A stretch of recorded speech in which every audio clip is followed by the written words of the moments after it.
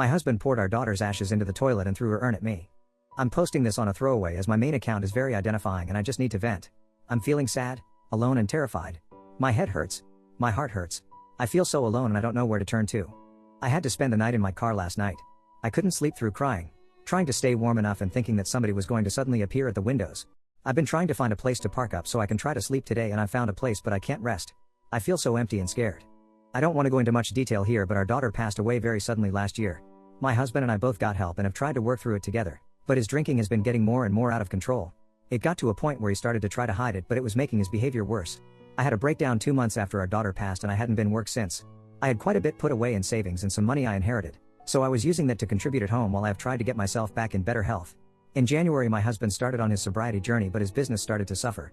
There were some difficulties through the lockdowns and we both worked hard to make sure the business made it through. He took out a loan earlier this year and I gave him the rest of my savings and started back at work. Things were going well with the business and as well as they could have been for us, until he relapsed last month and was hiding it from me. I lost my job 2 weeks ago and have been looking for work since. It's been stressful but nothing we couldn't have managed. Yesterday I got home and my husband was already home and was very drunk. It was a very loud and out of control kind of state he was in and he was slamming around the house, saying he was looking for something. I couldn't get much sense out of him and he was really irate. I didn't really know what to do and when I tried to ask if he was okay he got in my face and was quite aggressive with me. He randomly started to throw accusations at me, accusing me of all kinds of things that I have no idea where any of it came from. I was scared at that point and didn't want to be in the house with him. I hadn't seen him that angry before and I think it was a buildup of grief that had come spilling out, but I felt scared. I put my shoes and coat on and told him I was going to head out for a while. That's when he snapped and accused me of trying to leave him. It all happened very suddenly but he charged at me and got hold of my arm and threw me onto the floor and pulled me down the hallway. At some point of him drunkenly shouting about him not letting me leave him, he suddenly stopped and told me he was going to give me a reason to hate him so much. He stormed off into the front room, took the urn with our daughter in and headed to the downstairs toilet. I got up and tried to stop him from doing whatever he was able to do. When he went towards the toilet I was trying to stop him and was pleading with him not to. He shoved me quite hard and I fell. He poured all of the ashes into the toilet and threw her urn at me, hitting my leg. He then started yelling at me to get out before he killed me. I was shaking and felt like I was frozen but I managed to get up and run to the front door. I took my keys and my handbag and drove off. I had no idea where to go, so parked up in a quiet area and just cried. I have done practically nothing but cry since. I have no family around and no friends that I can turn to who are close by. I was sick earlier on but I've managed to keep some water down. I thankfully keep a supply of it in the car. I don't know what to do. I switched my phone off all night in case he tried to contact me. I didn't want to hear from him. He's tried to call me today but I can't be around him while he is drinking again. I can't let him keep taking his anger out on me like this. I feel like it's all my fault. Everything. I just needed to vent. I'm exhausted of feeling like this. Update: my husband poured our daughter's ashes into the toilet and threw her urn at me. I'm not sure if I'm breaking any rules by posting an update. Thank you to everybody who reached out to me and commented on my original post. I didn't mean to leave any of you worrying. I deleted everything not long after taking an overdose. I had planned on trying again as soon as I got out of hospital. I'm still here though, and I was feeling extremely overwhelmed. I wanted to let you all know that I'm safe and I didn't go back. I can't get into everything that has gone on with my husband, as the police have been involved, and some of it is ongoing. I can say that he was playing games and acted calm and collected with them at first, trying to make out that he hadn't done anything wrong and that it was me with the problem. He told them that I was welcome home at any time. A couple of things happened and after I received some very threatening voice messages and texts from him, he reported my phone as stolen and had me cut off. He was trying to make me go home and have nowhere else to turn to. After some intervention and run-ins with the police, he offered to leave the house for a couple of days a few weeks ago. I was to go there with some help, allowing me to get my belongings and our daughter's things. Nobody asked him to leave. He offered. I arrived there, along with some help, to find that he had destroyed all of my things. When I say all of my things, I mean everything that I owned and that was in that house. I can't even imagine how long it must have taken him. He sliced my shoes and had gone over some of them in black marker, the same with my handbags. He cut up my clothes. All of my products were all over the bathroom, which he had smashed up. There were items of my clothes in the bath, and he had poured bleach all over them, as well as my cosmetics all destroyed and mixed in. He had smashed up / broken my other belongings. He had trashed the house, including our daughter's room. The only things I couldn't find were some of her things he had taken with him. I don't really remember much of being in the house. I suppose I kind of went numb once I realized what he had done and saw our daughter's room. The photos of it all are awful. He has claimed he doesn't remember doing any of it. He then put it down to a drunken rage. After doing it, he went straight over to his parents, knowing what was coming, and pleaded with them for help. They arranged for him to get some private help. I mentioned in my post about his issues with alcohol. After our daughter passed away we both got help, together and separately. His drinking got out of control and to a point where he was trying to hide it, which made him even worse. I know he has been hurting, but it got to a point where it was almost impossible to have a reasonable conversation with him. After talking through things with various professionals, I realize now too that there was a lot of control going on, financial and emotional, and no matter how much he was hurting, I know it doesn't excuse his behavior. However much I have felt for him and wanted him to get all of the help he needs, I can't see past what he did with our daughter's ashes. I felt like I lost her all over again. And I felt like I had somehow failed her again. His parents did reach out and promise they would get back the things of our daughters that he took. I haven't heard from them since. I'm sure it isn't easy for them. I've been getting some help and I'm on a waiting list for some more therapy. I also start a new job on Tuesday. I am currently sitting here on the floor of my new place, typing this out. I picked up the keys yesterday. My tenancy officially begins on Monday. It isn't much to look at and I'm starting all over again. But for the first time in weeks I feel like I can finally breathe a little. It's a bit overwhelming to have some space of my own again. But for the first time in what feels like a long time, I feel like I can almost relax. I have had a new bed donated to me and it will arrive on Monday. And my key worker has applied for a cooker for me via a white goods scheme with one of my utility providers. I don't have any hot water or heating until my gas is uncapped on Monday. But I do have some electricity. I've got some books to read. And just this morning I picked up a bag of mostly canned food from the food bank. It took a lot to be able to face going. But it's enough to last me for the next few days and it doesn't need to be heated. I might not have what I had. But I'm not where I was. I'm not sure where things will go from here. It felt like I had died along with my daughter. Yet my body was still there and going through life. I want to believe I can do something in her memory. Even if that something is making it through each day. I'm safe. And I'm trying to be well. Now on to another story. I, 25M, was planning to propose to my girlfriend, 26F. But she admitted after a night out that she cheated on me and is begging for forgiveness. How do I go about this? I've known my girlfriend since we were in kindergarten. She's helped me through thick and thin. Through periods of depression. When my parents were being abusive. When I lost my grandparents. Through it all. She's genuinely my hero. She's also so warm-hearted, caring, selfless, and the best person I know. About a month ago, I told her parents and mine that I wanted to marry her and we agreed to rent out our favorite amusement park, where I would propose to her, which is also where I confessed my love to her. It is still rented for 29th August. It was all so perfect, until yesterday. My girlfriend said that she's going to a karaoke event with her female friends. At 2 a.m. today, she returned, clearly drunk, and collapsed in bed. This morning, she woke up in tears and apologized profusely. After she'd calmed down, she explained that she was drunk and decided to have intimacy with another man at the party after the karaoke and regretted it afterwards a lot.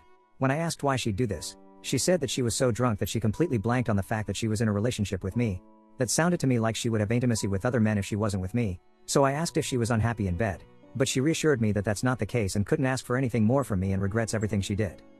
I had so many more questions that I wanted to ask, but my heart completely broke and I began crying. She hugged me and said that she would do anything to get my trust back and constantly asked not to break up over this. I said that I need some time to think and went into a separate room.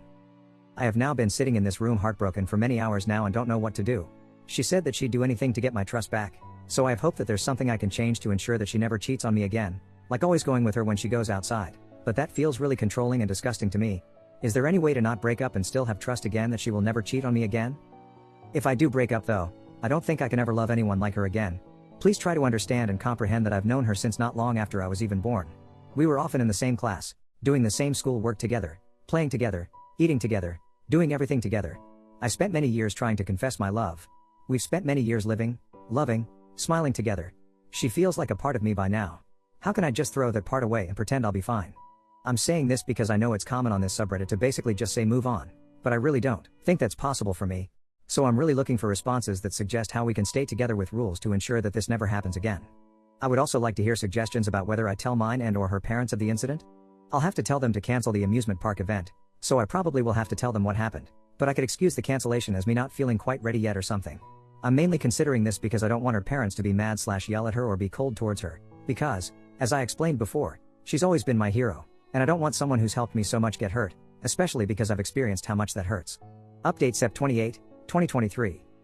The title is probably a good enough summary to let you read this post without lacking much information anyway, so here's the update. A day after the post, I decided to ask for clarification as to what exactly happened. I was mentally prepared for every possible response, except the one she gave me. From all of the information she gave me, I have tried organizing the most important information below. Before the karaoke, the boyfriend of one of her friends, whom I'm acquainted with but not particularly close with, decided to join last minute. Let's call him Richard. During the karaoke, her female friends kept daring her to chug beers. She told them to stop daring her after 3 drinks, but they kept insisting, and making her feel bad by saying stuff like you never drink much anyway, so just for today, try to have some fun and stop ruining the moment, and other stuff. So she continued, can confirm that my girlfriend normally drinks far less, 2 beers max normally. She says that she remembers drinking 10 beers in about an hour. She says it's likely she drank more after that but doesn't remember anything after the 10 drinks, except waking up back home. She says that the drinks very likely made her blackout drunk. In my original post, I didn't provide much detail about when she returned from karaoke due to the word limit on posts, and me not thinking that the information would matter much. Regardless, the day she returned, her female friends were carrying her by her shoulders and I had to also carry her to her bed. Her legs were barely moving, her body was not holding upright, and she wasn't able to form coherent sentences. Although, until then, I did not have any experience with a person who blacked out. I can only imagine that her situation was a blackout. So, I do also believe that she got blackout drunk. When she woke up, she had 10 missed calls from her friends. When she called back, her friends explained what happened while she was blackout drunk. During the karaoke, Richard said that he needed to talk to her, my GF, for a moment to strategize on how they'd sing as partners. The friends decided to continue the karaoke while Richard and my GF strategized. After half an hour, neither Richard or my GF were back, so they started checking for where they were. Richard wasn't picking any calls. After an unknown amount of time, Richard's GF saw Richard having intimacy with my GF. Of course, Richard and his GF broke up, and then all of the females brought my GF home.